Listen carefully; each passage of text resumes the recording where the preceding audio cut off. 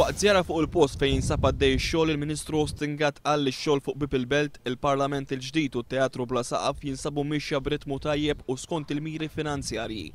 In-nefqa fuq dan il-proġett se tkun tlaħħaqet 80 miljun euro. Sissa diġà ntnefqu ma' 18 miljun euro. Mistoqsi jispjega bliema mod se jkun iffinanzjat dan il-proġett il-Ministru Austin Gatt minkejja li huwa responsabbli politikament qal li ma jafx u talab lill-ġurnalisti biex jistaqsu lil Tonio Fenek.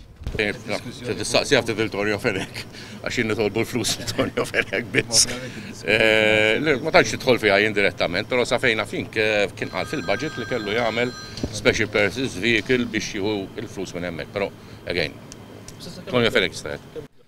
L-Special Purpose Vehicle li refera li Austin Gatt kien issemma minn Tonio Fenek fl-aħħar budget, iżda sissa dwaru ma ntqal xejn. Dan minkelli f'Mejju li għadda l-Ministeru tal-Finanzi kien ikkwotat jgħid li kellu biss bżonn ftit ġimgħa oħra biex joħloq dan il-fond.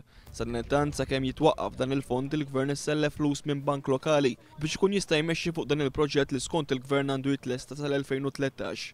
Austin Gatt qal li sissa tlesta x-xogħol kollu taħt l-art u 60% tax-xogħol infrastrutturali ieħor. Mistoqsi dwar se jiġri mill-Fontana ta' Tritoni, Austin Gatt qal li din se jkollha tintbagħat barra għar-restawr. Tort ta' dak li skont huwa sar minn gvernijiet laburisti fit-tmenijiet.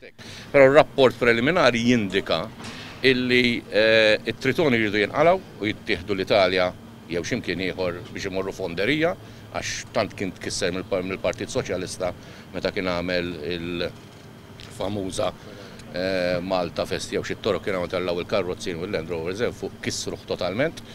Ir-restawr tal-Fontana għal Austin Gatt se jkun qed jieħu 18-il xahar għalhekk huwa separat mill-proġett.